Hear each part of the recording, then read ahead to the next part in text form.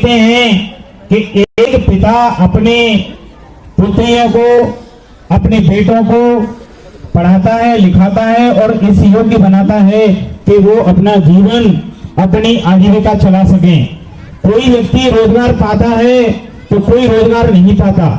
बच्चे, माँ, एक पिता जो गरीब परिवार से हैं, उनकी बेटी, एक बेटी आ गई, दो बेटी आ गई, तीन बेटी आ गई, पुत्र प्राप्ति की लालसा के कारण जनसंख्या बढ़ गई, परिवार बड़ा हो गया, छोटा परिवार नहीं रहा।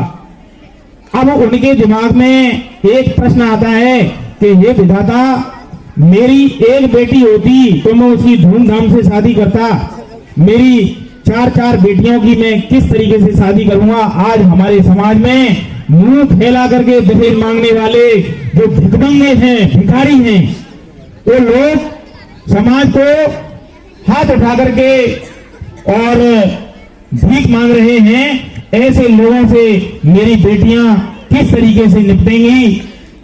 निश्चित रूप से ये हमारे समाज के लिए बड़े बुरी बात है। मैं सरमतरा के पास में बिजौली गांव में मेरी शादी हुई है। आप कोई जानकारी करना चाहे, समाज के बहुत सारे लोग बैठे हुए हैं, मेरी जानकारी कर लेना। मैंने कोई दहेज नहीं मांगा। मेरे पिता ने, मुझे याद है मैं प्रतापगढ़ में नौकरी करता था, मैंने लड़की को भी नहीं देखा था और मेरे पिता ने कहा था कि दहेज किस बात के लिए?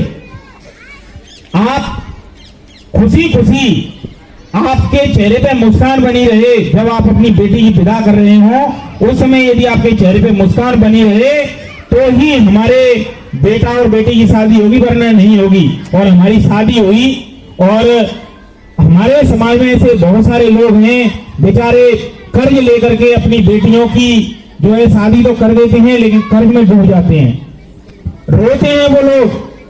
उनके आंसुओं को पहचानिए, उनकी पीड़ा को पहचानिए, उनकी वेदना को पहचानिए, उनके अंदर दर्द क्या होता है।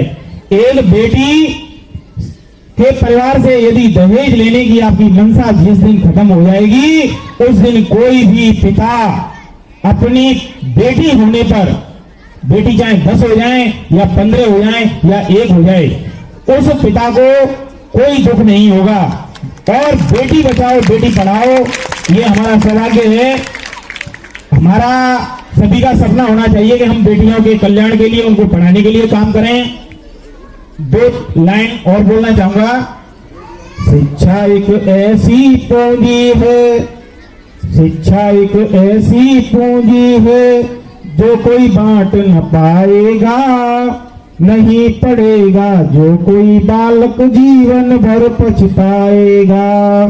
शिक्षा एक ऐसी पूंजी है जो कोई बांट न पाएगा, नहीं पढ़ेगा जो कोई बालक जीवन भर पछताएगा।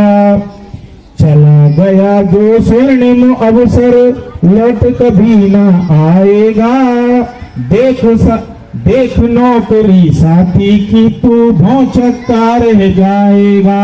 तो हम प्रण लें कि हम नौकरी प्राप्त करके रहेंगे।